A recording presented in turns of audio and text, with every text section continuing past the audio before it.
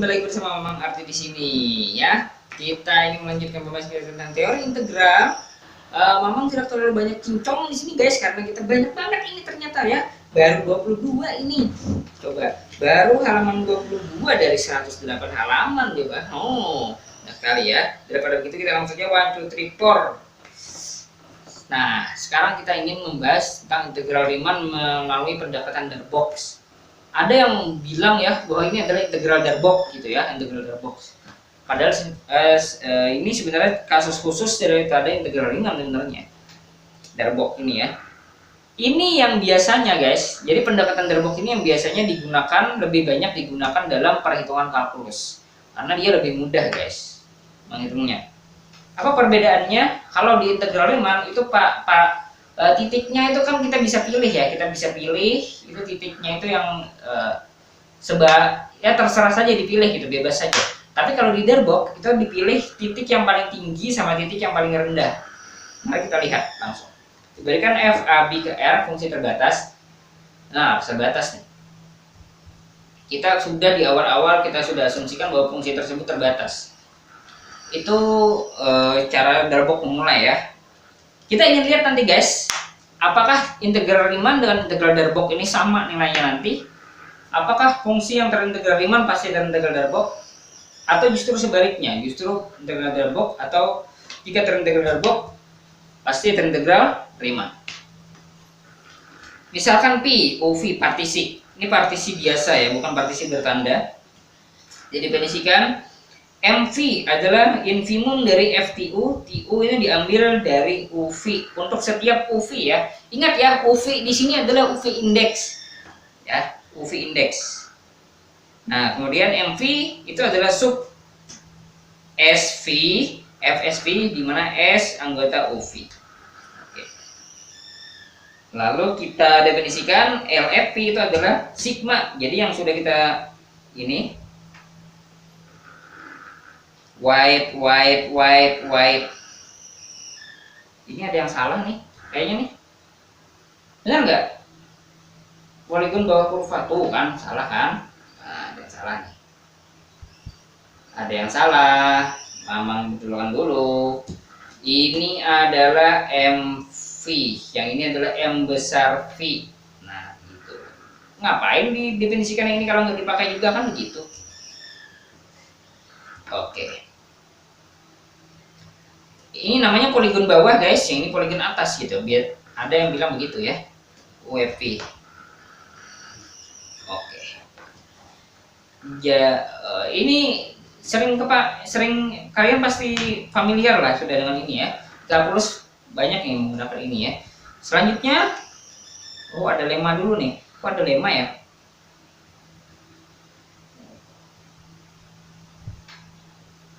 Bersambung ya, ini ya. Definisikan itu dulu, kita bahas ini dulu. Oke, ini ada lemma guys. Jadi ceritanya ini LFP. Jadi jika ada partisi UV, maka LFP ini kurang dari sama dengan UFP. Ini mudah guys, menurut Mamang ini mudah nih, buktikan ini. Dibuktikan ini kan yang kecil-kecil ya, ini kan lebih kecil ya. Yang ini kan yang paling besar ya. Nah, pasti lebih kecil dong hasilnya. Ini yang kecil-kecil, ini yang besar-besar. Perbedaannya antara ini dengan ini hanya pada ini dan ini saja kan. Dan ini kecil terus nih. Jadi pengaliknya lebih kecil daripada yang ini. Nah, secara logika tuh sudah kelihatan gitu. Bisa nggak kalian dapat ini idenya untuk membuktikan itu? Kalau kalian sudah belajar itu pasti mudah. Selanjutnya kita membahas tentang Riemann pertasi dong, pertalet kali. Oke. Diberikan interval AB dan diberikan partisi UV XI-1 XI. Ini sudah record kan? Oke.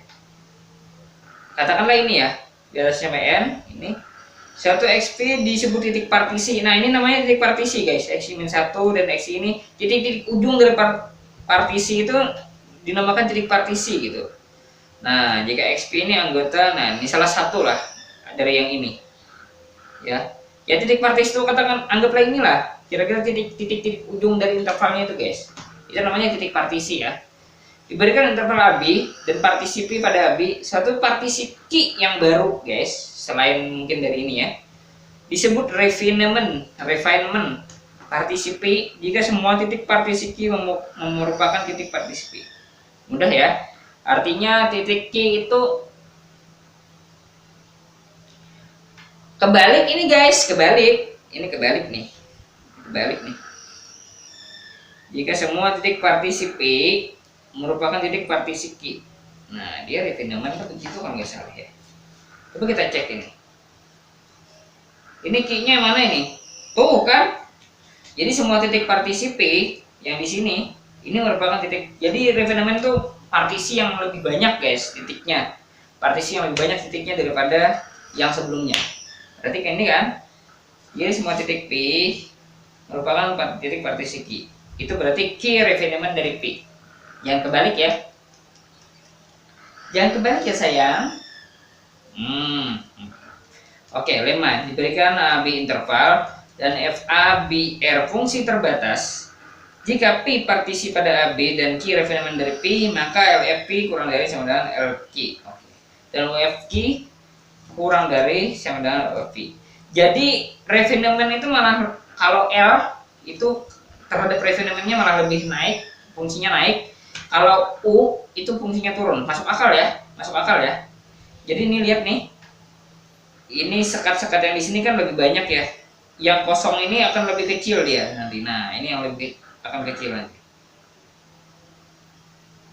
Sekat-sekat sisanya ini nih. Sekat-sekat sisanya ini kalau di refinement ini akan lebih sedikit. Nanti sekat-sekat sisanya. Itulah kenapa jadi LFP ini kurang dari LFQ sama dengan ini. Oke, ini buktinya ya, diambil sebarang XP-1 dan XP titik partisip P sebarang ya, sebarang berarti kita randomly nih ngambilnya nih. Sehingga terhadap titik partisip terdapat XQP titik partisip Q yang memenuhi ini. Nah, katakanlah ya, ini yang membedakan antara titik Q dengan titik P. Ada QP-nya ya. Diperoleh infimum ini sama dengan ini. Infimum fx ya, XP-1. Kita cukup memperhatikan bagian sininya saja. Karena yang lain itu sama, kita anggap sama gitu ya. Kita cukup memperhatikan bagian sininya saja.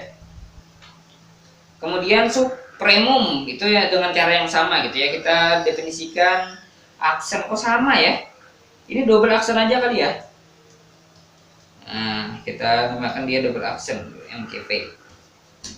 Double aksen. Ingat ya, yang ini perbedaannya adalah pada titik ini dan titik ini.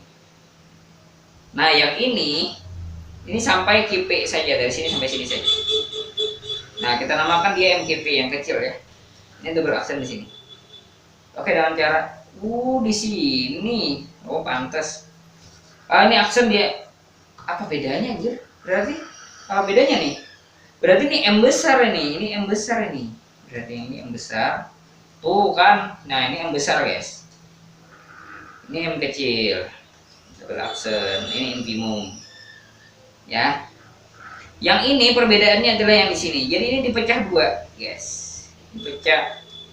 Yang ini secara keseluruhan, dari sini ke sini. Sementara yang ini tadi dipecah dua, ada yang ini, dipecah dua. Lalu kita namakan yang dari sini ke sini itu LFP-nya itu yang ini, yang infimumnya ya. Kemudian yang infimum dari sini ke sini itu ini. Bukan, itu ini. Nah, itu infimum gitu ya. Nah, pastinya infimum dari sini ke sini pasti lebih banyak daripada infimum dari sini ke sini saja. Karena di sini bisa jadi di sini nanti ada gelombang gitu. Gelombang pasang ya. Lebih surut gitu ya. Nah, gitu. Pak, bisa dicek sendiri, guys. Akibatnya ini dari yang sepanjangan ini akan sama dengan ini ditambah ini. Ya, ini dipecah ya. Yang ininya dipecah, disekat jadi dua. Dipecah jadi dua seperti ini. Menjadi seperti ini ya, dimana titik P. Dan ini kurang dari sama dengan ini berdasarkan tuh Nah, dengan cara yang sama itu oh iya, diperoleh berarti kalau kita jumlahkan semuanya plak plak plak plak plak dengan yang titik yang lain, x0, x1 yang tidak kita tinjau tadi, akhirnya seperti ini. Nah, di sini pecah nih. Oh, yang ini nih pecahnya nih. Nah, yang sudah kita pecah tadi ini. Nah, yang ini ya. Ini kurang dari sama dengan ini. Fp. Sehingga seperti ini, P kurang dari Q.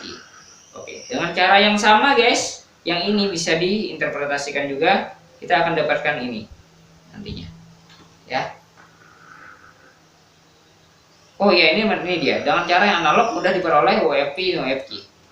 Nah, seperti itu guys. Kemudian kita punya definisi 3.5, diberikan interval AB dan fungsi terbatas ini. Nah, lalu guys, ini kita ambil infimumnya sekarang ya. Yang ini supremumnya. Ini pasti ada karena dia terbatas karena fungsinya terbatas. Nah, karena fungsi terbatas jadi dia pasti punya ini infimum dan dia punya supremum yang ini. Konvergen naik monoton terbatas atas atau terbatas bawah, berarti dia ada supremum. Ingat ya, teorema di analisis real, betul ya? Nah, seperti itu. Jadi kita bisa definisikan ini dan definisikan ini. Ini namanya integral atas dan integral bawah ya. Ini pendekatan Darboux namanya. Lalu kita lanjutkan saja. Oh, ini penjelasannya ya. Nilai ini pasti eksis karena koleksi nilai dari UFP tidak akan kurang dari min fx ya, gitu kan. Jadi jika diambil ini pokoknya yang seperti itu ya, barisan naik monoton terbatas ke atas atau dia turun monoton terbatas ke bawah, maka dia akan punya supremum. Nggak usah pakai 5 zone lah, pakai analisis serial juga bisa kok, teorema di analisis serial. Nah, kemudian kita didefinisikan integral Darboux itu adalah apabila integral atasnya sama dengan integral bawah, maka itu dikatakan terintegral Darboux.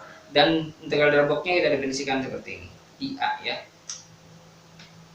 Oke guys, mungkin itu saja penjelasan dari Mamang. Thank you for watching.